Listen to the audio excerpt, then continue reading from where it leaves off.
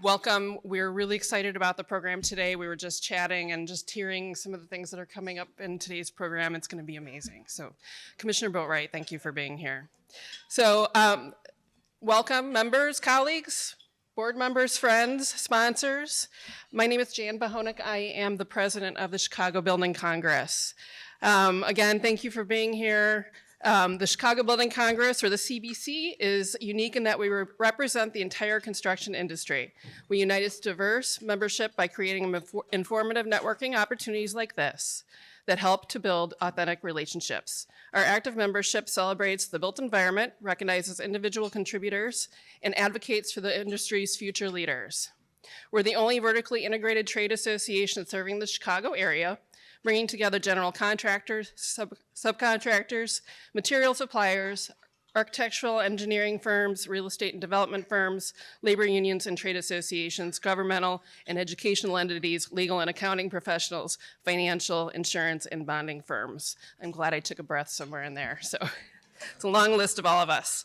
I'd like to acknowledge the recent new members: Valdez Architecture and Engineering, Bridgeport Steel Sales, Core Construction, Glengarry Brickworks Supply Center, Intertech, Langen Engineering, Procore, RME, Stuart Dean, and Vader National Electric. Thank you all for your membership. I'd also like to share 2 upcoming events. First, our biggest event of the year is coming up on May 7th, the Merit Awards program, which celebrates excellence in the Chicago building industry. Winners are revealed at the event for the amazing projects that contribute to the fabric of our city. This evening event will be held again at Morgan Manufacturing, and registration closes in 2 weeks on April 30th. So please register as soon as you can. And our annual CBC Golf Classic takes place on Monday, June 9th at Mistwood Golf Club in Romeoville. We also have a Future Leaders event coming up in August on the 13th, which will be a networking event that will be held at Gibson's Italia. Turning to our program for today. This is a very meaningful event for the CBC, made possible by the support of our sponsors. Please use the QR code to download our digital program, and please pay special attention to our sponsors. We could not hold this event without our refreshment sponsors, Manconi Terrazzo and Ross Barney Architects. Thank you for your sponsorship. And thank you also to the staff of the Union League Club for hosting us in this beautiful crystal room. Now, let's light a spark for our fireside chat. Commissioner Boatwright was appointed Commissioner of the Chicago Department of Planning and Development in November 2023 by Mayor Brandon Johnson. She leads DPD's economic development, planning, and zoning functions while promoting inclusive, equitable growth across the city. In her previous capacity as Vice President of Real Estate and Community Development at Chicago-based real estate firm CRG, Commissioner Boatwright was responsible for overseeing some of the company's highest impact real estate projects. Prior to CRG, as Vice President of Real Estate and Inclusion for Chicago Neighborhood Initiatives, she managed the planning and development of new projects on the south and west side, including the 100-acre mixed-use Pullman Park project. She's been named among notable women in commercial real estate, 40 under 40, notable Black leaders and executives, and notable executives of color in construction and commercial real estate. Thank you again for being here, Commissioner Boatwright. I'd also like to introduce you today to today's moderator, Sean Harris. The Chicago Building Congress recently named longtime board member Sean Harris as president-elect for the organization. Sean has had a 30-year career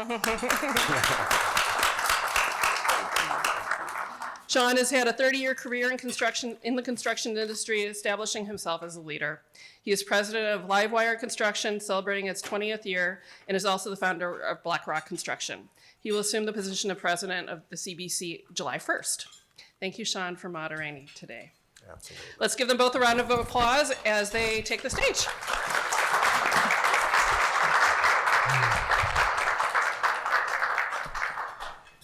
Thank you, Jan, for that warm introduction. We appreciate it.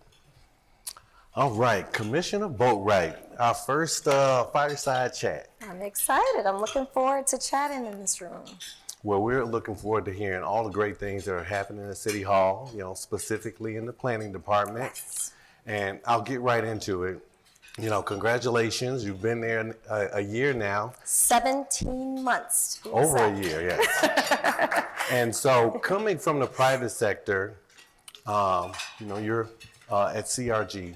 Now you're on the public side, Yeah, right? yeah. What is that transition been like? It's been so much fun.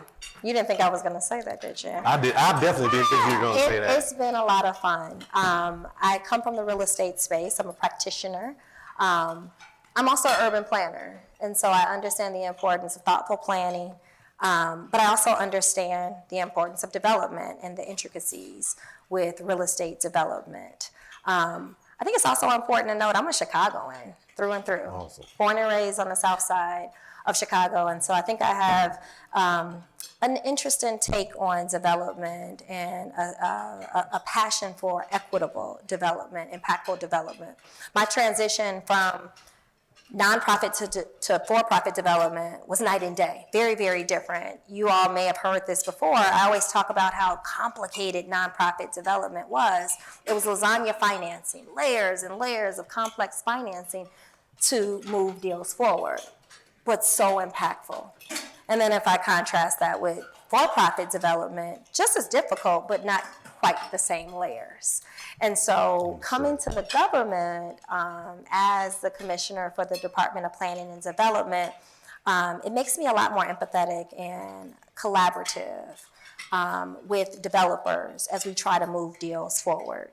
Development is hard, you all, and it's not just hard in Chicago. Development is hard nationally, post-pandemic. It was hard pre-pandemic. It's a little harder now because it's very unique challenges that we're facing. I have to give a shout out to my team. I have Right now. 162 of the most committed, brilliant, hard-working staff at DPD. So you all don't give my team a hard time. They are so committed to getting these deals across the finish line. They are committed to working with me to turn really good concepts into amazing projects. I'm having fun and I'm energized. I can tell. Just a little bit of chatting that we were doing before we came up. Dynamic and high energy is what I spoke to. Hopefully not exhausting. No, I think those 162 people have met their match because you being at the helm, I think that's the type of team that you need because you have the energy and the foresight and quite frankly the background to see how to move forward. Thank you. What are you most excited about though? Amongst all this energy and the great things that are going on. Yeah, that's a tough one. Not because it's not a lot of things I'm excited about. It's tough because it's so many things I'm excited about. What right about now. just downtown? Downtown, perfect. Our conversions. So we have office to residential conversions that are moving. We've got one that's at City Council today, fingers and toes crossed that it passes. We broke ground a couple weeks ago at 79 West Monroe, another office conversion that I'm so excited about. 5 projects in total that we're helping to support through TIF. Over $763 million, you all, Wow. in investment across 5 projects for total development costs. 30% affordability.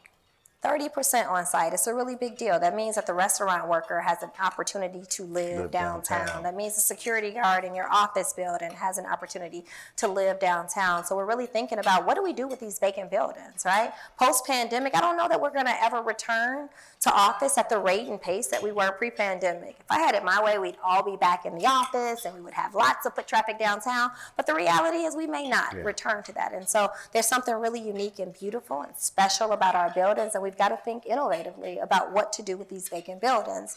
And so the LaSalle initiative is just one example of how we're taking an innovative collaborative approach to put those vacant buildings in productive use, and maybe a different use, right? Agreed. And so 1,400 units, 30% affordability, $763 million in total project costs.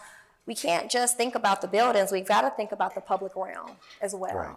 And ensure that the Right. loop becomes a neighborhood similar to our neighborhoods, right? Where you got groceries and you got the amenities, and it doesn't feel like a 9-to-5 office monoculture, because that's not what we need to have in the Loop anymore. The Loop is going to look very, very different.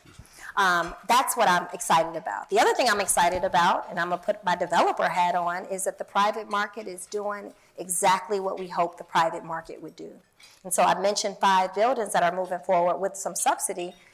We've got buildings that were just approved at Plan Commission that have 0 subsidy, over 500 units that are coming online, one on Michigan Avenue, one on Wacker, and we've got 3 others that are happening by right. And so these are thousands of new units that we need to see. Those units will lead to, increased population, more foot traffic, more eyes on the street, address safety. We'll have more opportunities for folks to dine in restaurants, for people to shop along Michigan Avenue. Let me jump right in there. So basically saying you all had the vision to jump in, plant that seed, and now the private sector has followed. The private market is doing exactly what we hoped the private market would do. I've got an East Coast developer who has recognized Chicago is ripe for development. Now, let me give a shout out to our developers in Chicago. We've always known that Chicago is ripe for development. Have we had challenges? Yes. Are we still overcoming some challenges? Absolutely. I'm encouraged that we've got creative developers and investors that will continue to bet on Chicago, and we will continue to be amazing partners to them to see these projects through. But it's nice to have developers that say, hey, what's happening in Chi-Town? There's something moving, and we should be a part of that. And so that's exciting to me. It is exciting. I'm going to say one more thing that's exciting. Go ahead. It's your show. It's your show. I'm here. I'm just here. I'm excited about, I talked a little bit about the public realm and improvements. We have the most beautiful architecture in Chicago. We do. The shorelines, our skyline is second to none. Arts and culture, second to none. There's opportunities for activation in ways that we haven't seen before, and we need to, I think, lean into that. And so if we're talking about thousands of new units of housing coming online in the next couple of years, we want to make sure that from a tourism standpoint, we're still having attractions that are bringing people, both Chicagoans and tourists from outside of Chicago, to downtown and to our neighborhoods. We want to make sure that we're making it as inviting as possible, and we want to really activate our open spaces in ways that maybe we haven't in the past, and I'm here for it. I think I'm interested in moving downtown now. You got me excited. We got some amazing things happening in the neighborhoods too. Hold one for me. I think I want one of those apartments. But outside of being downtown, right? Yeah. Downtown Chicago gets so much attention across the world, right? So what about our local neighborhoods? What's happening in the local neighborhoods? A lot. Our neighborhoods, are what makes Chicago, Chicago. Mm-hmm. They're unique, they're special, right? And we don't take a one-size-fits-all approach to thinking about development and investment and collaboration in our neighborhoods. We are working really hard in our neighborhoods, and they're all so different. And so because they're different, we want to make sure that we have different approaches to addressing some of those challenges, as I just mentioned. A couple initiatives that we're rolling out that I am really excited about. You all may have heard about our Missing Middle initiative. Chicago has lost population over the last, 75 years. The population loss is equivalent to the current population in Boston. Wow. Right? That's huge. And so we've got to work really, really hard to repopulate. This isn't a thing that happened right after the pandemic or right before the pandemic. It's been decades long. And so we've got to be really innovative and collaborative as we think about repopulating our neighborhoods. And this is not specific to the South and West Side. This is all of our neighborhoods as we think about repopulation. Our Missing Middle initiative is going to do just that. Missing Middle is an opportunity for us to activate our city-owned lots. The city has over 10,000 vacant lots that we own. That doesn't take into consideration Cook County Land Bank lots, privately owned vacant lots, 10,000 vacant lots under our control. Those lots need to be back on a property tax roll. We need to have vertical development on those lots. That's important. We need construction in our neighborhoods. And we need people. Retail follows rooftops. And so as I think about repopulation and as I think about some of the challenges with attracting and maintaining retail, I can't have sustainable retail until I have the people and the rooftops. And so for me, it's a both and strategy. But Missing Middle allows us to really think not just single family homes. There's a place for single family housing stock. This is 2-unit up to 6 units. Okay. This is owner occupied, ground floor, or any of the units ownership, right? We've got more flexibility in terms of the income. When we talk about affordable, capital A, affordable housing, folks often hear 30 to 60% AMI. And that's important. We need to make sure that we're creating opportunities for housing for those that are most housing insecure or housing vulnerable, right? But we also need diverse incomes in our neighborhoods. And so through Missing Middle, we've established 140% AMI cap for the owner-occupied unit. And because it's more than a single family unit, it allows that owner to build wealth by having rental income from the additional units that they have. That matters to us because that helps us build density in those neighborhoods. That's putting those vacant lots back on the property tax roll so that when we're putting an infusion of dollars in our mom and pop businesses, we know that we have residents that will live there. So I'm gonna give an example. North Lawndale, we just launched our very first pilot on October 1st. 40 lots will lead to 100 units of housing. We're excited about that. This is an example of us priming the pump.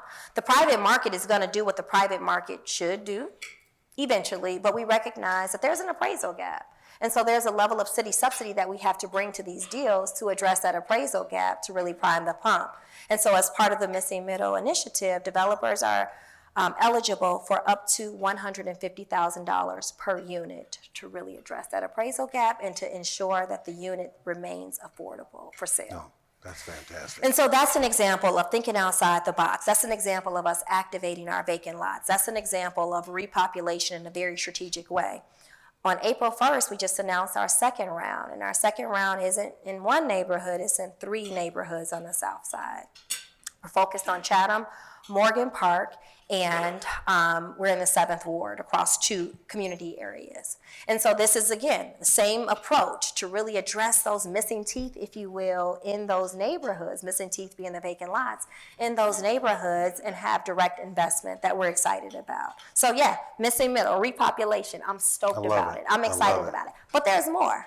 Oh my goodness. I'm excited about Sci Quantum. Dynamic, right? Dynamic. I'm excited about Sci Quantum. I'm excited about Advocate, going to the northern portion of the old U.S. Steel site. First new hospital in over 100 years in the south, on the south side. That's a big deal, y'all. $1 billion. Yeah, yes. I'm excited. Yeah, we're talking B's, I'm billions, looking for a right? little action. I'm excited about 1901 on the west side. I'm excited about a sea of parking lots being transformed to vertical, thriving development opportunities around the United Center. I'm excited about the smaller but equally catalytic projects like Blue Azul. I'm excited about our community centers. I'm excited about our mom and pops that are receiving grants. $80 million in direct grants to our mom and pop businesses so that they can grow, scale, and build capacity. Over $300 million in grants to ensure that these mega projects, small projects, impactful projects get to the finish line.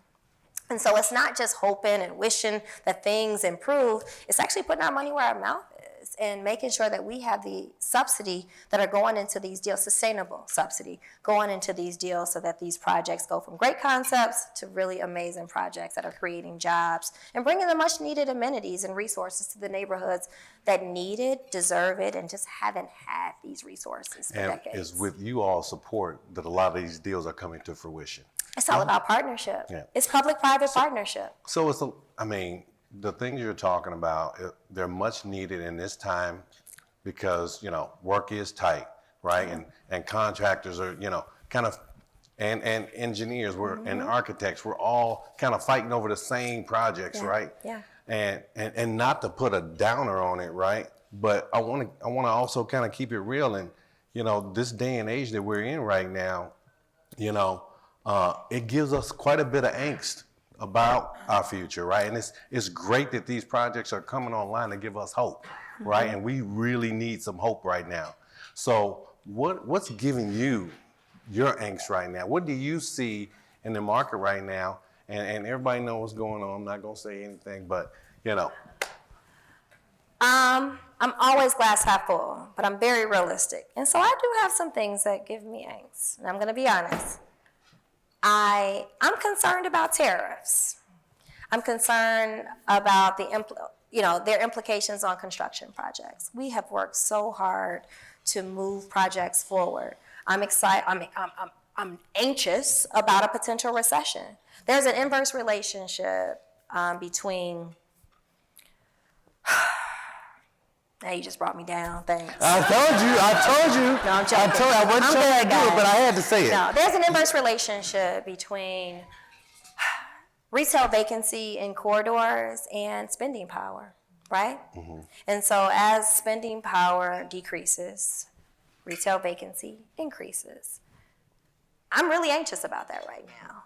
And that's a real concern that we all have. And this is not a Chicago-specific concern. This is an international concern. Let's be honest right now. Right. I'll just say national for now, but this goes beyond Chicago. I want to make sure that we are positioning our neighborhoods so that we're going to be better than okay, that our neighborhoods will really thrive. And that requires us to do some of the things that I talked about before, have more diverse incomes in our neighborhoods, repopulate those neighborhoods, work with our mom and pop businesses that know that our neighborhoods on the South and West Side in particular are viable markets, make improvements to the public realm down here so that we can continue to attract students and people and go beyond a 9-to-5 population. There's things that we can do that I think can counter some of the stressors that we all feel, that some things are in our control, but many of those things are beyond our control. As I think about the resources that DPD has, it makes me wonder, does that mean that we're putting even more subsidy in these deals? Because we can't afford to stop development, guys, and we won't stop development. We've got amazing projects, we've got amazing partners, we've got amazing developers that we're working with, and we've got to keep projects moving, not just the existing projects in the pipeline, but we've got to articulate this message that we remain open for business. We remain open for development, we remain collaborative, and we will operate in the spirit of partnership to see these concepts through. And so, yes, it gives me angst, but I'm also hopeful that we have the right people in place, we have the right tools in our toolbox to make sure that we will continue to thrive. Can you tell us about like maybe some of those tools that is kind of helping smooth the way? You know, we were having this conversation already. I'm a little privy now to some of the amazing things that you have been doing during your term that, you know, we couldn't understand why it's been taking so long for a lot of these projects to come online. But if you can kind of speak to some of the great things that you've been doing during your term. So Mayor Brandon Johnson had an executive order last year to cut the tape. That should be music to everyone's ears in this room, whether you're a developer, whether you're a contractor, whether you're an architect, whether you're a resident that lives in Chicago. That should be music to everyone's ears. That directive means get bureaucracy out of the way. I'll tell you something. As a developer, come on, just between you and me. It's just us, right? As a developer, I often, and you've heard me say this, get a little frustrated with the development timeline. Why does it take so long to get these deals done? And so I came with that experience, and the mayor's executive order, I'm like, yes, let's go. Let's cut the tape. It's making it easier for development to move far more efficiently. We're working far more collaboratively, both within my department, but also outside of my department. CDOT and with the Department of Buildings and the Department of Housing and MOPD and all the other departments that your teams often interface with as we're moving projects through the project timeline. I'm excited about that. I'm really proud of the collaboration and the progress that we've made. I'll give an example of what we're seeing. We're almost 12 months into the executive order to cut the tape, and as an example, for Plan Commission, our approval timeline has gone from 135 days to 79 days. Wow. Time kills deals, and so we've got to move these deals much faster. ZBA meeting timelines have reduced by 50%. We've got our evaluations, we've gone from 6 months to less than 2 months. Right of entry, this is super, super simple, but you heard me talk about the 10,000 vacant lots. Those 10,000 vacant lots need to be sold. Right of entries at one point took 3 months.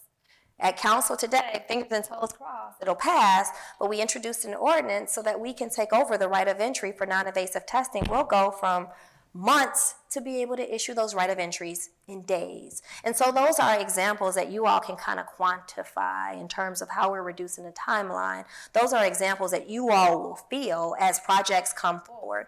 And I think we're seeing the progress. Our developers are feeling, the impact from these projects moving. One of our conversion projects, not the 5 LaSalle projects, but the 2 additional ones that I mentioned. Yes. One of the projects was project concept review at our team, made it to Plan Commission in less than 30 days. And so this is an example of how we need to move. Those are things that are within my control. I don't control property taxes. I don't control interest rates. I don't control capital and how fluid capital is and how capital comes into Chicago. But what I can control is the timeline that it takes our team to review and approve deals. And I think we're doing a pretty good job. I'm proud of it. You guys will feel it if you haven't felt it yet. But I think those are the kind of messages that it sends to developers when we say we're open to business. This is what it means, right? We're getting bureaucracy out of the way and being far more collaborative. Do you have a vision to do more things like this? Yes. Could you share those with us I as want well? the timeline to go even further. Like, hold on to your hats. Let's move. I tell developers, I can move as fast as you can move. Are you ready? Let's go. So there's a different sense of urgency that I think I have and my team has and other departments has that I think resonate well for Yeah, what I we haven't seen ultimately this amount want of to see. passion about, bringing It's time to projects go. to. We gotta go, Yeah. right? Time kills deals, and so we can't afford that. And here's what I want to say. The pipeline is reflecting that. The pipeline Agreed. is growing. Agreed. So I'll give an example. Plan Commission. Last year we were at $11 billion. What does that mean? $11 billion in 2024 exceeds 2022 and 2023 combined. Year to date, we're at $8 billion. I should say the end of February. Yes. Plan Commission is tomorrow, so we'll have more deals come forward. And so that should encourage everyone in this room. Those are projects that, no, they haven't pulled permit yet, but those are projects that are in the pipeline. That will lead to more cranes in the sky. That's going to lead to more shovels in the ground. It's going to lead to more ribbons cut, right? And these are projects that are not just downtown, and they're not just in Fulton Market. They're across our city. They're mega projects, yes. And they're also small, just as catalytic projects across our city. And so I'm excited about that. So while I have angst with some things that are beyond my control, I also am so encouraged with all the work that's been underway, all the developers that we're working with and investors that are still committed to our city and remain committed to our city. That's what encourages me. That's what keeps my energy up. That's what gives me the pep that I have in my step, right? Because that pipeline is going to do exactly what it should do. Create more construction jobs, create more units of housing, create more affordable units of housing that we desperately need to see. So you brought it up. One of the things that, really ignites like this organization, because we're so vertically integrated with architects, engineers, general contractors, trade contractors, right?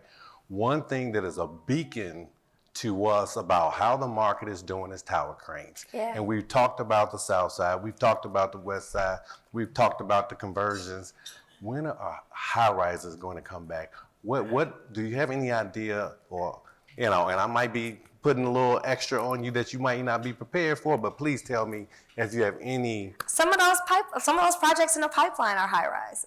Okay. You're gonna see cranes Okay. in the sky. I'm encouraged. I want more cranes than probably you all want. Trust me, we need them. Our city deserves them, and we're going to have them. And if our pipeline is any indication of what's to come, I think everyone should be pretty encouraged. But you should know, when we think about the number of projects that are in that $11 billion that are referenced from last year and the $8 billion that are referenced for this year, those are high rises. Okay. And so I'm excited about that. I'll tell you another thing I'm excited about. We got cranes on the south side in neighborhoods that we've never seen cranes That's true. before. So That's that's true. encouraging They to count me. too. They absolutely, count too. they better count. They're Yeah, and cranes. then Those are some. construction projects. And But they here's- closer to my house. but, nice. but here's the other thing that I will say. I mentioned over 743 dollars that are coming to the LaSalle initiative, you'll never see cranes for those projects. And I think it's important for us to note cranes cannot be the only indicator for investment in our city. It's a very important one, but it's not the only one. So yes, it's true. We absolutely need and deserve more cranes in the sky, and I guarantee you we will have a lot more cranes in the sky. But it's also important to note that these conversions won't lead to cranes in the sky, but those projects matter. Those construction dollars count. Those construction jobs are just as important, and all the professional services that are coming for those jobs, we should make sure that we're taking those into consideration as we think about the economic impact on our city. Okay, I want to ask you a question. Mayor Johnson often talks about a new $1.25 billion housing and economic development bond. Yes. Why is that important? Can you explain to us why that's important? Yeah, it's a big deal, you all. That $1.25 billion is split between my department, Department of Planning and Development, and the Department of Housing. For a very long time, we were relying on TIF and NOF. And for those of you that are less familiar with NOF stems from downtown development. It's buying additional FAR, and it's helping to fund neighborhood scale development. When you only have a couple tools in a toolbox, you kind of run out of resources. Agreed. And so the Housing and Economic Development Bond allows us to have more equitable, impactful development in neighborhoods where maybe they don't have strong TIFs, or maybe there's no TIF. And for a very long time, TIF was really the tool that we all relied on. And I'll tell you, as a developer, I use TIF. I think TIF is a good tool when it works well. But we see so many examples when TIF does not work well, when TIF doesn't go as far as it should. And TIF is tax increment finance. I'm assuming everyone knows, but just want to make sure that we're all on the same page on the tool that I'm referring to. The Housing and Economic Development Bond goes beyond the limits of a TIF district. It also is a little bit more flexible. If anyone's ever looked at TIF eligible costs versus ineligible costs, it's a level of brain damage that many of us don't want to be bothered with. Well, the Housing and Economic Development Bond is a far more flexible tool that allows me to kind of hit ineligible costs on the TIF side to ensure that these projects move forward. I talked about missing middle, and the funding source that I'm using to help subsidize the cost for the development is from our Housing and Economic Development Bond. We've set aside $75 million for missing middle, just to kind of prime the pump. That's because of our bond. And so luckily we have a new, really important, sustainable tool in our toolbox. That's over the next 5 years, split between both departments.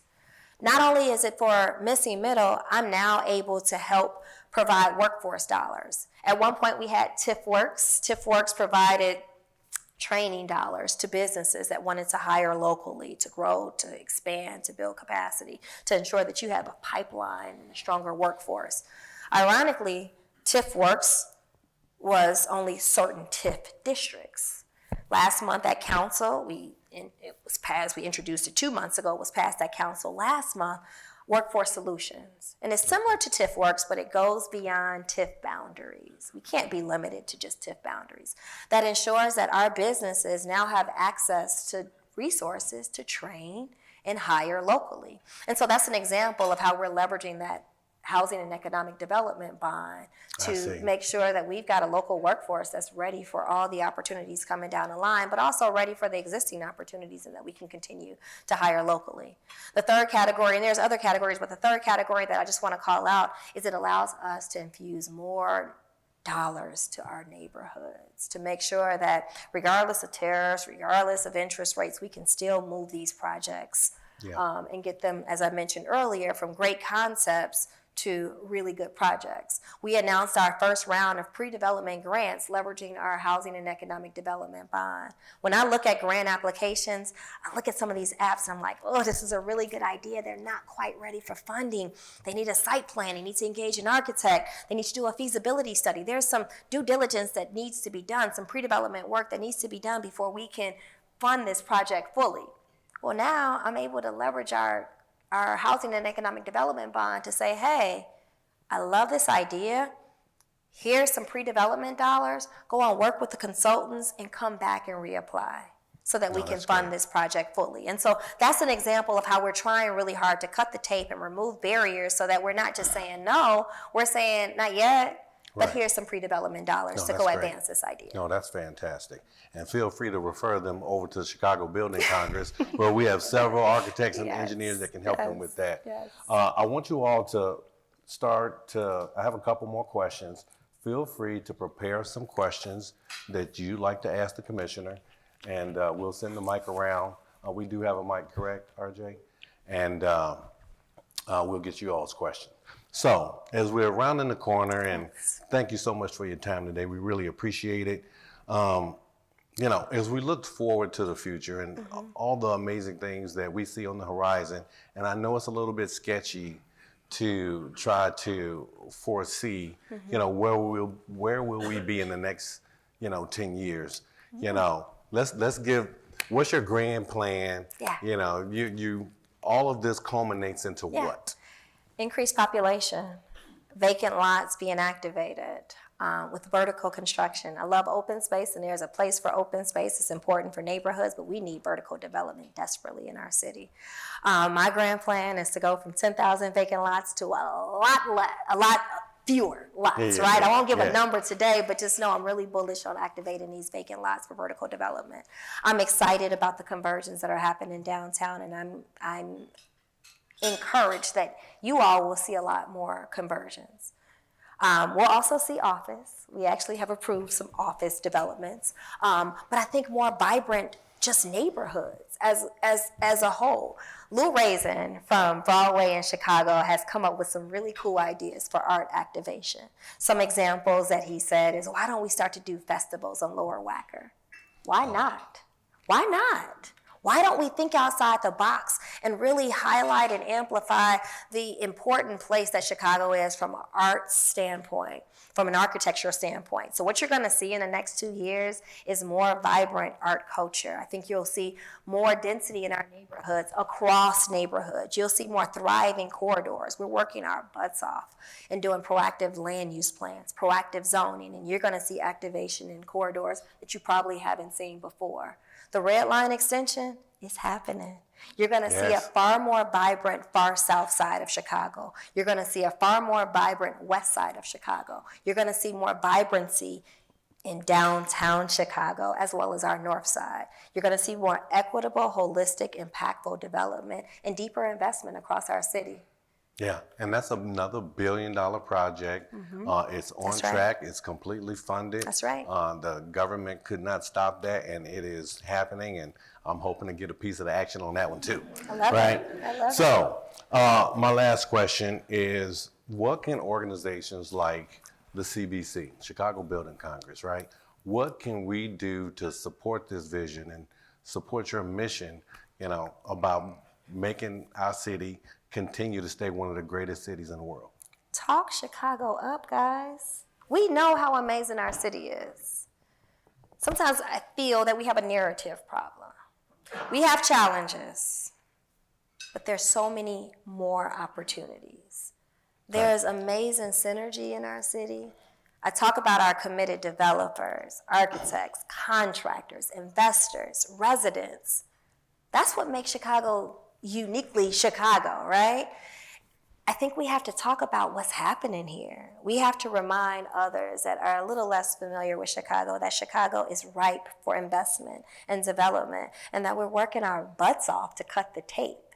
And so I think we in this room and others in spaces like this should just really lean in on those conversations and remind people how vibrant Chicago is and how vibrant Chicago will remain and how there's unlimited opportunities for development and investment across all of our community areas, not just a couple, but all of our community areas. That we could all do a better job of. I enjoy arguing with my cousin from Atlanta about, who has better food. Oh, come on. I don't even know why you engage in that argument. I have to. It's a family rival, and he he's out of his lane, but, he is. I always win the conversation because everybody follows Chicago. That's what we right. have done here, one of the oldest and greatest cities in our nation, right? Yeah. They are who they are because they saw what we have done. They're all Chicagoans in Atlanta. They're coming back. Exactly. They're coming back. Thank you so much for these wonderful insights. Thank you for having me. And your intentionality and dynamic leadership. Thank you. Right? That's important. Thank you, right? Sean. Especially in a time right now where we're looking for some hope. I believe you're delivering that. Thank right? you. I want to go to the audience and right here.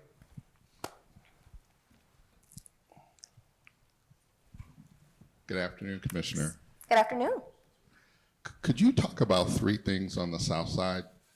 The potential for the development on 63rd, right off Stony Island. We hear there's a hotel that's going to be happening around there also. Thomas, you always like me to give the teasers. Yes. And then Thomas want the tea. And then the last thing, is there any Bears news? That's your first question? I'm joking. So Southside Development, you asked for three things, three different deals? I can give you more than three deals. I talked about Blue Azul. That's one project that we just announced in January. It's a grant that they received, a community center with a focus on wellness, mental health wellness, safe supervised recreation for young people. I'm really, really excited about that project coming to Auburn Gresham. I'm excited about a development that we just cut the ribbon on, Auburn Yes. Gresham. I'm excited about, I'm going to give you more than three, Thrive Exchange. I'm excited Yes. about Thrive Inglewood. I'm excited about the first new hospital in over 100 years. I just mentioned Advocate. I'm pumped up about Psi Quantum because it's a huge development. But in addition to Psi Quantum, I'm excited about all the development that will follow. Investment follows investment as development follows development. And so there's opportunities for us to really think about strategic investment in neighborhoods that haven't seen investment in years. I would argue decades. And so I'm excited about RFPs that are coming down the hopper that you all should just pay very close attention to at DPD and our website. I'm excited about Missing Middle on the south side and the repopulation strategy that you heard me talk about. I know that's more than three. As it relates to the hotel, I won't speak about a hotel in particular, but I will say that we're thrilled about OPC opening. And with OPC, that's going to, Obama Presidential Center, that's going to generate a ton of tourists. And tourists will need somewhere to stay. And why not stay proximate to OPC? So I won't mention. He's greedy. I know Thomas. I know Thomas. He always does this every time I'm he up always here. asks the great He's always, questions. he's a little greedy. So I won't speak specifically to a hotel, but what I will say is if you have a development like Obama Presidential Center, yes, it's appropriate Absolutely, for a it is. hotel or two to come in short order. RJ, we had another question over here up front. Angela? Hi, Commissioner. Hi. Really enjoyed the conversation Thank this you. morning. Question about Lincoln Yards. Yes. So it's definitely stalled out for various reasons. But do you have any plans for replacing the developer, or what's the timeline looking like now? Yeah, so Lincoln Yards, it's one of our mega projects. We've got some challenges on that project, and hindsight's always 20/20. I would argue, right? Lincoln Yards is a pre-pandemic mega development, right? 2 PDs, 1 redevelopment agreement. There was a significant portion of office. Well, pandemic happened, right? And so, are we surprised that there's not thousands and thousands of square feet of new office on that site? No. Is there an opportunity for a different vision on that site that responds to the market and is far more innovative? Probably. Who will that developer be? TBD. You all probably saw the article in Cranes. Bank of OZK will either develop or bring some developers on. But here's what I'll say. I am not discouraged at all. I think this is an opportunity to pivot. This is an opportunity for us to support the development, to make sure that the development is thoughtful, is sustainable, is appropriate, but most importantly, to move something on that site. Sterling Bay is still tied to the other PD. They're still committed to working and moving that project, multiple phases of the project. And so it's not doomsday for Lincoln Yards. I think we're gonna see some progress and you all will hear about it when it becomes available. But no, yes, there is news, but it's not all terrible news. Opportunity to hit the hard reset and get the right partners on that deal and the right development to move forward. Any other questions? Anyone? Yes. Sure, you should have wore your sneakers, RJ. Hi, Quintella NT, Vice President at Bush Infotech Group, Chicago very own, since for 32 years, Project Management Information Systems. When you named all the groups, you didn't mention technology. And oftentimes when you're procuring, we hear about the architects, the developers, but the deal is already made with technology. And I just want you guys to be aware.